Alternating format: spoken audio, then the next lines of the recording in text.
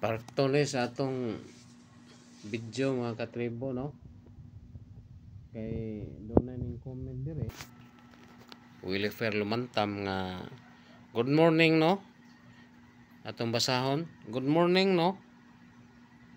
Dili siya lawas kay ang pagtuubanan gyud og ubanan gyud buhat. Kay ang balaang kasulatan nag-ingon diha sa Santiago 2:26 kaysa mga patay ang lawas nga wala na espiritu, patay usab ang pagtuo kon walay mga buhat. So samtang buhi pa ya aning kalibutana, buhaton ta ang mayong mabutang og uban sa mayong pagtuo aron inig about sa takna sa kamatayon dili makaambit anang giingon nga lake of fire, no? Ja si Jukal Murga pod ni comment dire ni sa video ni Pastor Willie Fair lumantam. Kung mag-backslide siya, Brad, unya mo balik sa Ginoo after naka-realize, ibalik na pod ang iyang kaluwasan, tama ba? O. Mo ni mga gamay ray depensa ni mga tribo pero dakog epekto ni ba nga mga katudloanan. Kay sayop jud ang kaluwasan nga ipaagi nimo sa pagtuo og buhat. Kay sahon ang giingon ninyo sa video nga akong video nga di pa lang dugay gi-upload nga wala joy parte nato sa kaluwasan sa atong kalag kundili si Jesus Christ lamang ang manluluwas, no? Kay mahitabo man ni ani kung ato example kung atong tugutan ning pagtuo og buhat, so ang mahitabo nini duha nay manluluwas, si Jesus Christ na og ang tao, no? Ikaw kay mobuhat man kag mayo, so duha nay manluluwas. Ang Bible lang ingon nga usa ka Ginoo, usa ka pagtuo ug usa ka manluluwas nga mao si Kristo Jesus, no? Usa ra gyud ang manluluwas. So ang kaluwasan sa atong kalag dayon na siya kay kanang giingon diha sa Roma 8:1, kay sila nga mga anak kang Kristo Jesus karon dili na mga hinukman sa silot, no? Kung naa na day ka ni Kristo Jesus, dili na karon hinukman sa silot. Nga kung usa po dito may comment nga kung mo backslide ko no siya, unya mawala ang kaluwasan. Unya kung balik na po ihatag na ang kaluwasan, wa may tudlo ang inana mga igsoon, mga katribo, makatawa ta ba? Ang gitudlo sa atong Dios ang iyang kabubuton nga tumuo ka sa Ginoong Hesus ug maluwas ka, no? Lakip imong panimalay, wala mag-ingon din na nga mawala ang kaluwasan. Ang kaluwasan gud mga katribo human nimo madawat na si Kristo Jesus sa Roma Juan 1:12 imong gidawat si Kristo Jesus di nahimo na kang anak sa Ginoo, no? Kay nangingon diha sa Juan 1:12 sa tanang midawat kaniya sa tanang mituo sa iyang ngalan kanila, no? Naghatag siya kagahom nga mahimong anak sa Dios, no? Nahimo na kang anak sa Ginoo. So kay anak naman ka sa Ginoo, ingon didto kung makasala ka, disiplinahon ka sa Ginoo, no? Mo na kung backslide ka, na ilang ingon ng backslide, ang tao nga tinuod, no, genuine nga nagtuo ni Kristo Jesus, genuine nga nagdawat ni Kristo Jesus, mo backslide kay nang luod. Kung magpadadyon sa isang binuhatan nga dili mayo, latuson na sa Ginoo, no? Disiplinahon ka sa naa naman ko video gihimo ini mga katribo. Latuson ka sa Ginoo, no? Disiplinahon ka kay matud pa ning balik ka sa kalibutan, no? Latuson ka sa Ginoo. Kay ang kaluwasan walay mabasa nga hatag bawi, no? Ingon man gani diha sa John 3:16, kinabuhing dayon hatagan, no? Ang musalig may kinabuhing dayon, no? Dayon eternal na siya, dayon. So ang kaluwasan dili na hatag og bawi, no? Dili na hatag bawi, dayon jud na. So kung makasala ka, tungod kay nahimo naman kang anak sa Ginoo, imong gidawat si Kristo Jesus nga imong manluluwas. So kung makasala ka, ang mahitabo din mga katribo, latuson ka sa Ginoo, no, disiplinahon ka. May mahitabo diha nga dunay problema moabot sa imong kinabuhi. Dunay problema nga moabot sa imong kinabuhi. Magkalisod-lisod ka. May posible una na ang mahitabo mga katribo.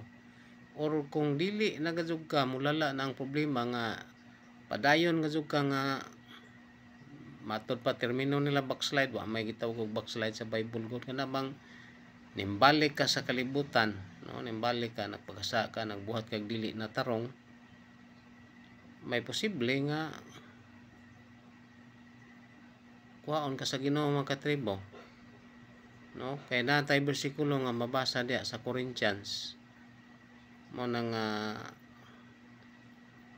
atong basahon mga katribo, atong basahon sa Corinthians. Ingon dire mga katribo, no, dunay ang Bible god kompleto ni, no, dunay example ba dire. Dunay tao dire nga Kristohanon pero nagpakasala siya, no, nakig-ipon sa asawa sa iyang amahan. Siguro ang iyang inahan namatay na, ang iyang amahan naminyo og usob. So kining tawhana nakig-ipon sa asawa sa iyang amahan, atong basahon ni mga katribo. May tino sa 1 Corinthians chapter 5 verse 1, no, paubos ni. Ngayon dire sa 1 Corinthians chapter 5 verse 1, may tinuingon si Apostol Pablo dire, may tinuod nga gikabalita nga adunay pakighilawas diha kaninyo, kanang pakighilawas nga ang ingon wala buhata bisan pa sa mga hintil. Kini hintil kita man ni mga katribo, no, kay ang Bible naghisgot og Gentiles o Israelites, no, Hudiyo. Ang Hudiyo mo na sila mga Israelita. Gentiles kita tanan, no, gikan sa gawas nga di ka Israel, Gentiles ang tawag sa ato, no, makasala ta. Mo ni giingon dire nga Gentiles, no, hintil. Dayon dire may dili ta pinili sa Ginoo. Dayon dire sa verse 1 1 Corinthians chapter 5 verse 1, may tinuod nga gikabalita nga adunay pakighilawas diha kaninyo, no, kauban nila sa magtutuni sa ilang simbahan. Kanang pakighilawas nga ang ingon wala buhata bisan pa sa mga hintil, nga mao nga anay tao diha nga nagigpuyo-puyo sa asawa sa iyang amahan. Verse 2, ug kamo na nagpaburot hinon ug wala managkaguol nga unta makuha gikan sa inyong taliwala kanang tawhana nga nagabuhat niini. Verse 3, kay bisan wala ako diha sa lawas, ana ako sa espiritu, ug sama ra nga ana ako nakapanaog na ako sa akong hukom. Ngon si Apostol Pablo, no. Verse 4, sa ngalan sa Ginoong Hesus batok sa tawo nga nagabuhat sa maong butang, inikatigom ninyo ug ana ang akong espiritu uban sa gahom sa atong Ginoong Hesus. Kining tawhana kinahanglan inyong itugyan, no, sa verse 5. 1 Corinthians chapter 5 verse 5, kining tawhana kinahanglan inyong itugyan ngadto kang Satanas alang sa pagkalaglag sa iyang lawas, no, aron mamatay, aron ang iyang espiritu maluwas unya panahon sa Ginoong Hesus, no. Tanaw mga katribo, kini nga bersikulo nagpakasa ning ilang kauban sa pagtuo nga nakig-ipon ba sa iyang asawa sa iyang amahan. But pasabot ang iyang amahan, ang iyang inahan napatay na, ang iyang amahan na namin yung gusob, nakihilawas sa asawa sa iyang amahan. Mga katribo. Pero ingon si Apostol Pablo dire, kining tawhana kinahanglan inyong itugyan ngadto kang Satanas, no, alang sa pagkalaglag sa iyang lawas, no, papatay ni, no, itugyan ngadto kang Satanas aron magpagkalaglag sa iyang lawas aron mamatay, aron ang iyang espiritu maluwas unya panahon sa Ginoong Hesus, no. Tungod kay igsuon sa pagtuo yung si Apostol Pablo nagpakasa manong tawhana, so itugyan ng Satanas aron mamatay ang iyang lawas, aron ang iyang espiritu maluwas unya sa panahon sa Ginoong Hesus, no? Sa panahon kang Jesus Christ, aron ang iyang espiritu maluwas, no? Mo na giingon ni Apostol Pablo, mga katribo. So ang kaluwasan dili gyud na mawala, no? Kung makasala ka, disiplinahon ka, ipadisiplina man ni Apostol Pablo sa ilang simbahan, no? Sa ilang grupo, sa mga magtotoo. Inana ang may tabo ba? Kung makasala ang tao, nadawat nimo si Kristo Jesus, tapos makasala ka, disiplinahon ka sa Ginoo. May posible may mga sakit nimo nga may tabo, mga problema. Pero kung mo lala na gazod, no? Patyon ka kay kini nga bersikulo naghisgot man no? Laingon man diri kining tawhana kinahanglan inyo itugyan ngadto kang Satanas alang sa pagkalaglag sa iyang lawas, no? Kining pagkalaglag sa iyang lawas aron makamamatay, aron ang iyang espiritu maluwas unya panahon sa Ginoong Hesus, no? Aron ang iyang kalag, no? Ang iyang espiritu panahon sa hukom dili may impierno. Mao na mga katribo na dunay pagdisiplina ba, mao nang kaluwasan jud, dili na atong buhat, dili na pud na mawala. Bisan pa og magpakasa ka, di na mawala, no? Ang kaluwasan na pero magbantay ka kay ingon dito sa Hebrewanon chapter 12. Sa Hebrews chapter 12, latuson ka tubangan sa Ginoo, disiplinahon ka atong basahon. Ore mga katribo, Hebrews chapter 12 verse, balik naman nana mo ko video ni mga katribo, verse 7, no? Atong sugton sa verse 6, kay ang Ginoo, disiplinahon tas Ginoo mga katribo ba, kay ang Ginoo nagapanton kaniya nga iyang ginahigugma og nagalatos sa mata ko sa kaanak nga iyang ginasagop, no? Latuson ta sa Ginoo, disiplinahon ta. Mo na nga si Apostol Pablo, gidisiplina po niya tong tao nga nakikilawas sa asawa sa iyang amahan, no? Sa 1 Corinthians chapter 5 verse 5, no? Ang iyang lawas itugyan, no? Ngadto sa ni Satanas, no? Base ang iyang aron ang iyang espiritu maluwas sa panahon sa Ginoong Kristo. Verse 7 sa Hebrews, no? Disiplinahon ta sa Ginoo alang sa pagpantong kanyo ginapaantos kamo karon, no? Ingon si Apostol Pablo dire nga paantuson dayta, no? Tagan ka kasakit, no? Muna ang disiplina. Kung di nagyud madala og disiplina, patyo na ka, na ganahan ka na makatribo mo nang kung ikaw nakadawat na ni Jesus Christ nga nahimo na kang magtutuo sa Ginoo, nahimo na kang anak sa Ginoo, maglikay ta nga dili ta makasala kay dunay disiplina. Mabasa to sa Hebrews chapter 12 verse 5 na sugdon, kutob na siya sa mga katribo, kutob na diri sa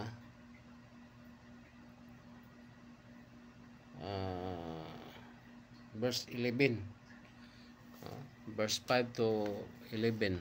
Mana sa Hebrews chapter 12 verse 5 to 11 na diha ang disiplina or latos, no? Dili unda ingon dito sa verse 7 nga dili makaayo ang pagpanton, no? Tungod kay siyempre latoson ko ka na mga kasakit nga imong madangatan. Mo na nga human ka mutuo sa atong Ginoong Hesukristo, dili ka luwas na ka, dili na ka mobuhat og dili mayo kung mahimo, no? Kay kung magbuhat kani ka dili mayo, latoson man ka, disiplinahon ka, dunay kasakit, hangtod nga matud pa sa 1 Corinthians chapter 5 verse 5 nga ang imong lawas itugyan ngadto kang Satanas, ingon si Apostol Pablo, aron ang imong espiritu maluwas, no? Panahon sa atong Ginoo. Mao na mga katribo nga ang kaluwasan dili na mawala, lamang magbantay ka kay kung makasala ka latos, no? Disiplinahon ka sa Ginoo. Ang kaluwasan na mawala tay mabasa nga ang kaluwasan kung makasala ka bawion, dili, latuson ka sa Ginoo kung makasala ka. Mo na mga katribo. So ang kaluwasan grasya ra jud na pinaagi sa pagtuo kang Kristo Jesus, kay siya may nagtrabaho aron masabtan nato mga katribo doon na ko'y example gamay, no? Gamay nga example para maklaro jud kay daghang naglibog ini nga kaluwasan ba kay nagtuo sila nga og makasa kay ni pa man tang kalibutan na, so normal nga makasa ta. O kung makasala ka, mawala ang kaluwasan, no? Labi na kay napoy nagtudlo nga pagtuog buhat di maglibog ng tao. Pero ang kaluwasan jud mga katribo, pinaagi ra jud na sa pagtuo, no? Mo nang nahimong sayon tungod kay si Jesus Christ mo nagtrabaho. Sa ang giingon ninyo, kung makasala mo, disiplinahon ta sa Ginoo. Kung na may disiplina nga hayahay dili, no? Kasakit. Or kung mulala na jud, grabe na yung pagpakasala, aw itugyan ka ni Satanas, hantod nga imong lawas, itugyan ni Satanas, no? Dali ka mamatay mga katribo, kay mo man giingon da sa Biblia.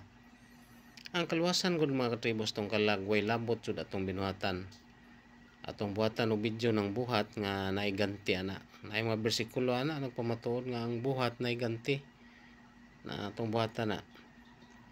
Inani man gud mo nang nahimong sayon ang kaluwasan tungod sa gibuhat ni Kristo dito sa cross ni Jesus Christ nga atong Dios. Ang Ginoo nagpakatawo og nahimong hagipatay o nya pag-ulas atong masala, gilubong sa tulo ka adlaw na banhaw. Mo na mga katribo ang mayong balita. Ato example, no, pananglitan. Kini si Pastor Willifer Lumantam.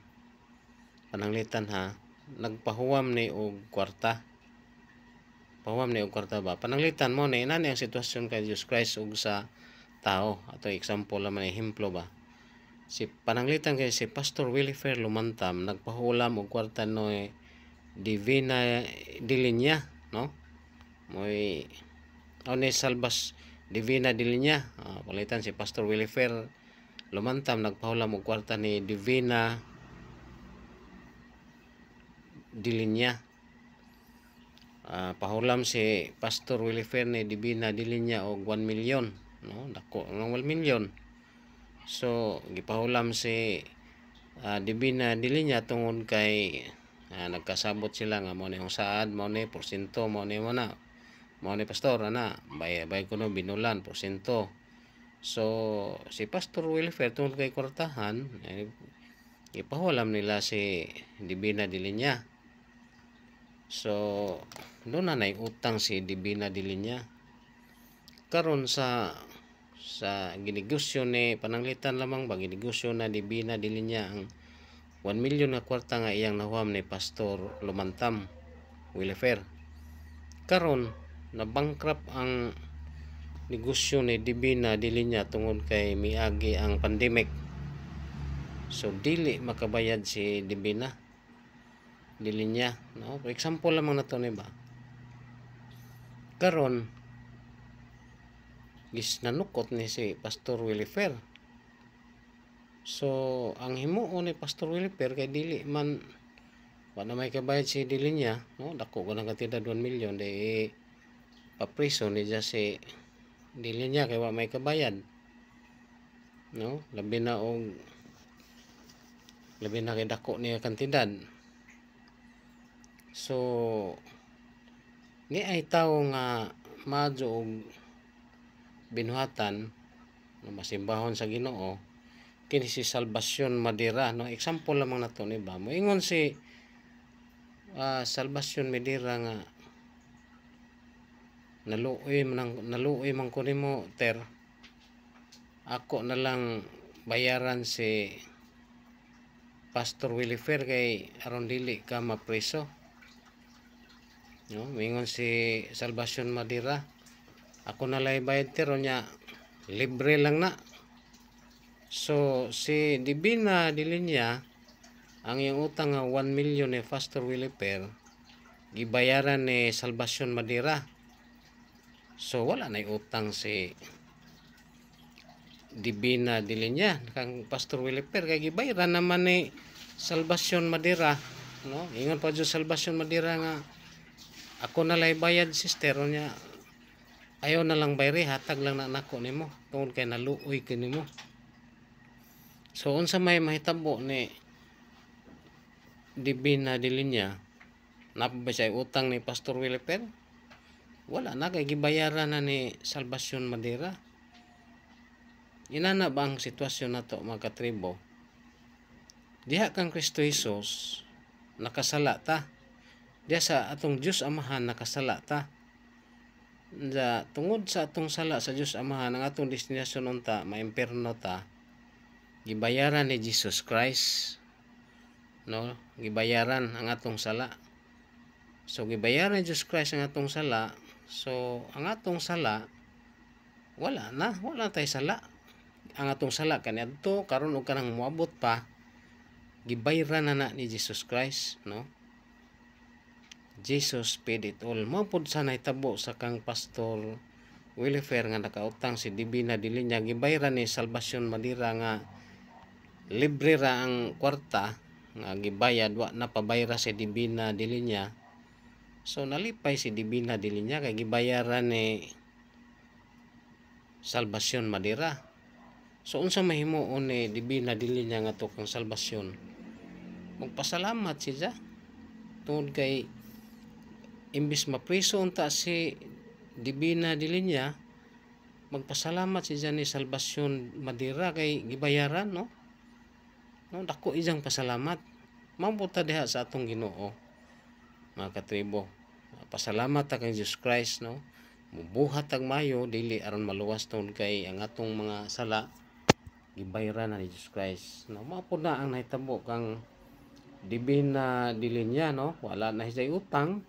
Kang Pastor Williper lumantam nga 1 million kay gibayran na ni Salvacion Madera. Inana na mga katribo ba? Mao na atong kahimtang diha sa atong Ginoong Hesus, sa atong Dios, no? Kitang tao makasala imbis ang atong destinasyon unta maimpierno, dili na ta maimpierno tungod kay gibayran na ni Jesus Christ ang atong mga sala. Mahiyon dito sa John 19 verse 30 man siguro na diha nga Jesus paid it all, no? Si Jamoy nagbayad. So wa na tay sala. Inani na sa mga tribo ang atong mga sala kaniadto karon og kanang moabot pa, bayad na ni Jesus Christ, no? Kay ang iyang dugo bayad alang sa tanang panahon na, sa tanang mutuo, sa tanang musalig kang Kristo Jesus. Langit jud ka, mga katribo, tungod kay gibayran na gibayaran na ni Jesus Christ. O ang iyang dugo bayad na sa tanang panahon. Sa tao nga mo tuog musalig mo nang atong kaluwasan, way labot jud ang buhat, mga katribo. Wa jud na. Kung imo ganin ang buhatan, dili na siya gasa, dili na siya libre, di na libre, nahihog na siya og imo nang gibayran. So dili na gasa, no, dili na kabuton sa Ginoo. Mo nang manghinaot ko nga inyong nasabtan, mga katribo, ang kaluwasan pinaagi lamang na sa pagtuo, pagsalig kang Kristo Jesus. Moyon da sa John 6:47, ang musalig may kinabuhing dayon no eternal life. Mo na, mga katribo, og mahinot ko nga inyong nasabtan. God bless.